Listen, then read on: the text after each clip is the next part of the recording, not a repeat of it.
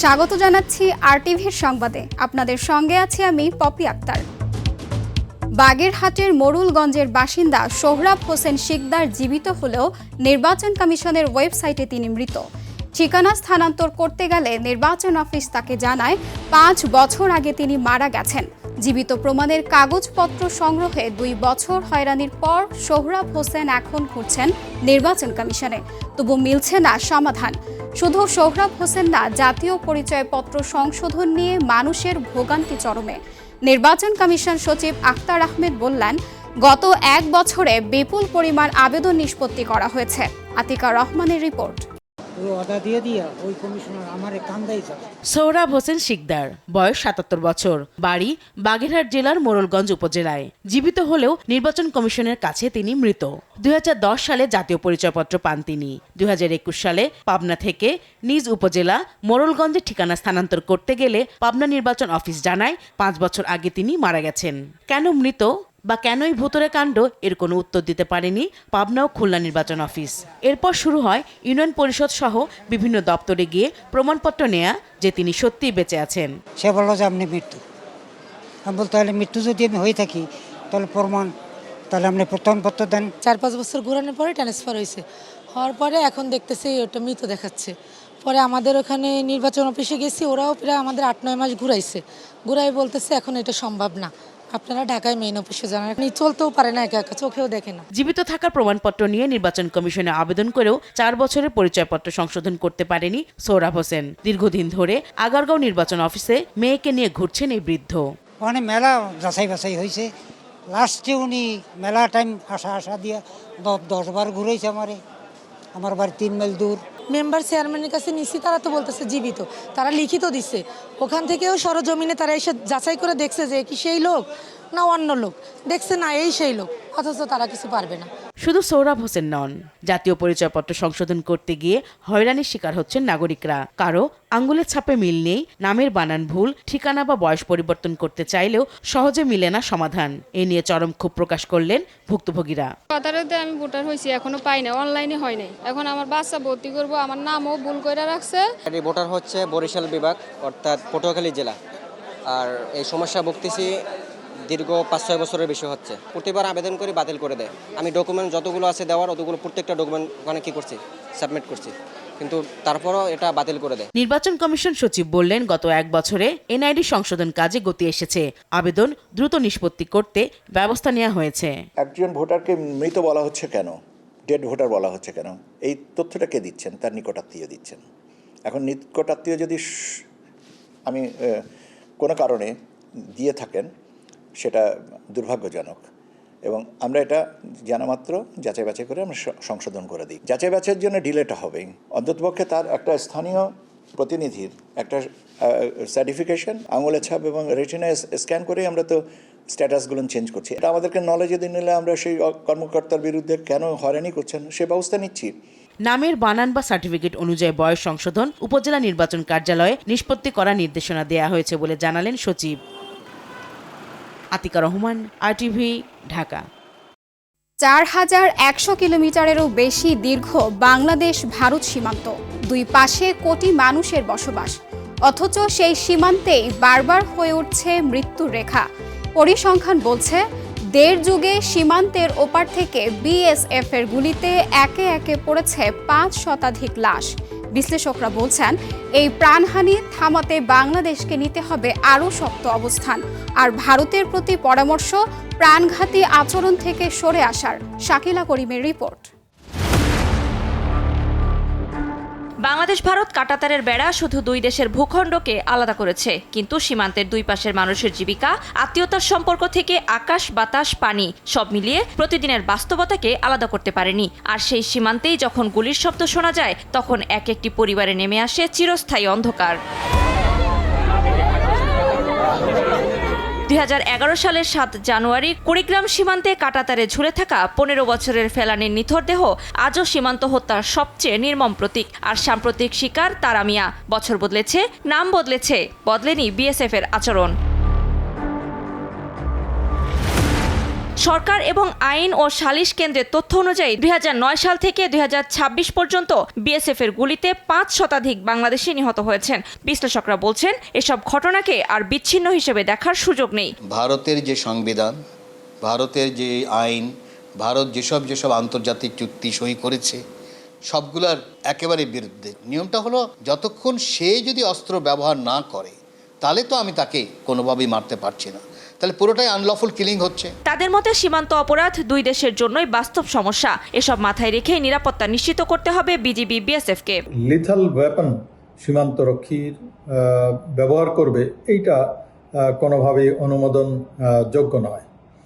আমরা যা করতে পারি সেটা হলো কূটনৈতিক চাপ দিতে হবে এবং এই কূটনৈতিক চাপটা সরাসরি দ্বিপাক্ষিকভাবেও দেয়া যায়, আবার আন্তর্জাতিকভাবেও এই কূটনৈতিক চাপটা দিতে হবে। প্রতিটি হত্যার জন্য আলাদা ফলো আপ থাকা দরকার উল্লেখ করে বিশ্লেষকরা বলেন ভারতের সঙ্গে পাকিস্তানের মতো যুদ্ধরত রাষ্ট্র নয় বাংলাদেশ, বরং দীর্ঘদিনের কূটনৈতিক অংশীদার। শুধুমাত্র এই বাংলাদেশের বর্ডারে তারা কেমন জানি একটা হিংস্র হয়ে ওঠে, যা অন্যান্য বর্ডারে হয় না। কিছু ইলিগাল বর্ডার পাসিং হয়, এটা সারা বিশ্বেই হয়। ইলিগাল বর্ডার পাসিংটা বন্ধ করার একটা ব্যবস্থা করতে হবে। যদি কেউ একটা পা যদি বাইরে ফেলে তাকে গুলি করে মেরে ফেলা হবে, এটা আসলে পুরোপুরি মানবাধিকার লঙ্ঘন বলে আমি মনে করি। একই সঙ্গে প্রাণঘাতী অস্ত্র ব্যবহারের ক্ষেত্রে বিএসএফ সদস্যদের জবাবদিহিতা কাঠামো তৈরির পরামর্শ ভারত সরকারের প্রতি। অলমোস্ট 100% এর কোনো বিচার হয় না। সে কিলিং হয়তো হয়ে গেছে, সে তো ভয় পেয়েছে, এত মেরেছে। ওই যে ফেলানির কাহিনী তো আমরা জানলাম, হ্যাঁ বিচার টেচার হলো কিছুটা, যেহেতু জনমত তৈরি করা হয়েছিল, তারপর দেখা গেল না সে ছাড় পেয়ে গেছে, তাই তো। তো আমার কাছে যে ওই যে ছাড় পেয়ে যায় তাতে আবার এই উৎসাহী থাকে যে আমি এটা মারলেও আমার কোনো ক্ষতি হবে না। সীমান্তে প্রাণহানি বন্ধে বাংলাদেশ সরকার বারবার আহ্বান জানালেও কথা রাখেনি ভারত, শুধু আশ্বাসেই বেঁধে রেখেছে কূটনৈতিক সম্পর্ক।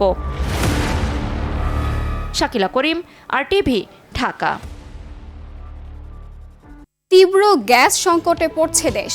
রাজধানী সহ সারা দেশে গ্যাস সংকটের কারণে কলকারখানা সহ বিভিন্ন প্রতিষ্ঠানের উৎপাদন বন্ধ রয়েছে।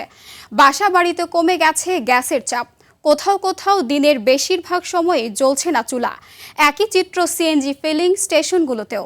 গ্যাসের জন্য ঘন্টার পর ঘন্টা অপেক্ষা করতে হচ্ছে পরিবহন শ্রমিকদের। এতে রান্না থেকে শুরু করে যাতায়াত সব ক্ষেত্রেই বাড়ছে ভোগান্তি। গ্যাসের সংকটে ক্ষোভে ফুঁসছেন চালক ও সাধারণ মানুষ। গাজীপুরের কালিয়াকৈরে লোডশেডিং ও গ্যাস সংকটে ধুঁকছে জনজীবন ও ক্ষুদ্র মাঝারি শিল্প খাত। দিনে ও রাতে 5 থেকে 7 ঘন্টা এবং গ্রামগঞ্জে 9 থেকে 10 ঘন্টা পর্যন্ত লোডশেডিং হচ্ছে। পাশাপাশি বাসাবাড়ি ও সিএনজি পাম্পেও রয়েছে তীব্র গ্যাস সংকট। এতে সবচেয়ে বেশি ক্ষতিগ্রস্ত হচ্ছেন ক্ষুদ্র ব্যবসায়ীরা। অন্যদিকে ঘন ঘন লোডশেডিংয়ের কারণে শিক্ষার্থীদের পড়াশোনা মারাত্মকভাবে ব্যাহত হচ্ছে বলে অভিযোগ অভিভাবকদের। চাহিদার তুলনায় সরবরাহ ঘাটতি এবং কারিগরি ত্রুটিকে এই সংকটের কারণ জানিয়েছে কালিয়াকৈর পল্লী বিদ্যুৎ জোনাল অফিস।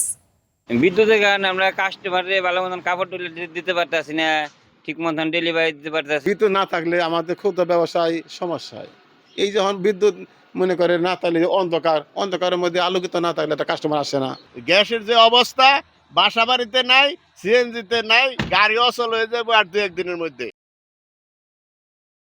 রাজধানীর বাজারে বেড়েছে ব্রয়লার, সোনালী মুরগি ও ডিমের দাম। ফার্মের সাদা রঙের প্রতি ডজন ডিম 130 থেকে 135 এবং বাদামি রঙের ডিম 145 থেকে 150 টাকায় বিক্রি হচ্ছে। তবে ব্রয়লার প্রতি কেজি 180 থেকে 190 টাকা, সোনালী প্রতি কেজি 300 থেকে 320 টাকা। সর্বনিম্ন 200 টাকার নিচে নেই কোনো জাতের মাছ। বিভিন্ন ব্র্যান্ডের প্যাকেটজাত চিনি গুঁড়া, পোলাও চাল কেজি প্রতি প্রায় 60 থেকে 80 টাকা পর্যন্ত বৃদ্ধি পেয়ে 210 থেকে 230 টাকা দরে বিক্রি হচ্ছে। ময়মনসিংহ নেত্রকোনা আঞ্চলিক মহাসড়কে নারান্দিয়ায় সার বোঝাই ট্রাক ও পিকআপ ভ্যানের মুখোমুখি সংঘর্ষে 4 জন নিহত এবং অন্তত 6 জন গুরুতর আহত হয়েছেন। গতকাল পূর্বধলা উপজেলার নারান্দিয়া এলাকায় এই দুর্ঘটনা ঘটে। পুলিশ ও স্থানীয় সূত্রে জানা যায়, ময়মনসিংহ থেকে নেত্রকোনাগামী একটি পিকআপ ভ্যানের সঙ্গে বিপরীত দিক থেকে আসা সার বোঝাই ট্রাকটির সংঘর্ষ হয়। এতে ঘটনাস্থলে এক নারী সহ 2 জন নিহত হন। খবর পেয়ে ফায়ার সার্ভিস কর্মীরা আহতদের উদ্ধার করে বিভিন্ন হাসপাতালে পাঠান। হাসপাতালে নেওয়ার পথে আরও 2 জন মারা যান। মানিকগঞ্জে দিন দিন বাড়ছে অবৈধ ও লাইসেন্সবিহীন অটোবাইক ও অটোরিকশার দৌরাত্ম্য। পৌরসভার নির্ধারিত সংখ্যার দ্বিগুণ গাড়ি চালায় শহরের বিভিন্ন পয়েন্টে তৈরি হচ্ছে তীব্র যানজট ও বিশৃঙ্খলা, ঘটছে দুর্ঘটনাও। অপ্রশস্ত রাস্তায় এই নিয়ন্ত্রণহীন যানবাহনের চাপে নাজেহাল পৌরবাসী। মানিকগঞ্জ প্রতিনিধি আফ্রিদি আহমেদের তথ্যচিত্রে জানাচ্ছেন লিওন আজাদ। মানিকগঞ্জ পৌরসভায় এ পর্যন্ত বৈধ লাইসেন্সপ্রাপ্ত অটোবাইক রয়েছে 1272টি এবং অটোরিকশা 1184টি, অর্থাৎ অবৈধ যান মিলিয়ে মোট 2456টি যানবাহন চলার কথা থাকলেও বাস্তবে শহর জুড়ে চলাচল করছে 4.5 থেকে 5,000 ব্যাটারি চালিত অটোবাইক ও অটোরিকশা। শহরের অন্বয়ে ও অপরিসর রাস্তার উপর এই নিয়ন্ত্রণহীন যানবাহনের বাড়তি চাপ সহ্যসীমা ছাড়িয়ে গেছে, ফলে প্রায় প্রতিদিনই ঘটছে ছোট বড় দুর্ঘটনা। দ্রুত এসব অবৈধ যান চলাচল নিয়ন্ত্রণ ও কার্যকর সমাধানের দাবি জানিয়েছেন পৌরবাসী ও চালকরা। সেম নাম্বার ব্যবহার করে 10-12টা গাড়ি চলছে এই রুটে, যে কারণে যানজটের ফলে সাধারণ জনগণের ভোগান্তি হচ্ছে।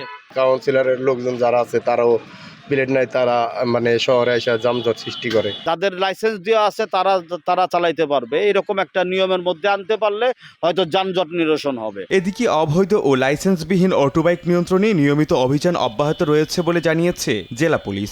অবৈধ অটোরিকশা যেগুলো আমরা পাচ্ছি, যে এক লাইসেন্স থেকে অনেকগুলো রিক্সা চলে, এগুলো আমরা রেগুলার অভিযান চালাচ্ছি এবং যেই অটোরিকশাগুলো ধরা পড়ছে এগুলো আমরা আমাদের নির্ধারিত ডাম্পিংয়ে পাঠিয়ে দিচ্ছি। অন্যদিকে জেলা প্রশাসন জানিয়েছেন সবার সাথে সমন্বিত একটি কার্যকর পরিকল্পনা গ্রহণ করে এসব অবৈধ ও অনিয়ন্ত্রিত যানবাহনের চলাচল শৃঙ্খলার মধ্যে আনা হবে। বিআরটিএ পৌর প্রশাসক এবং ট্রাফিক পুলিশের সাথে সমন্বিতভাবে একটি পরিকল্পনা করার চেষ্টা করব, যাতে হ্যালো বাইকের এই যে অনিয়ন্ত্রিত রাস্তায় চলাচল সেটি কন্ট্রোল করা যায়। প্রশাসনের টনক নড়বে আর কতটা দীর্ঘ হলে এই যানজট, আর কত প্রাণ ঝরলে মিলবে সড়কে শৃঙ্খলা? প্রশাসনের সুনির্দিষ্ট ও টেকসই পদক্ষেপই এখন মানিকগঞ্জবাসীর একমাত্র প্রত্যাশা।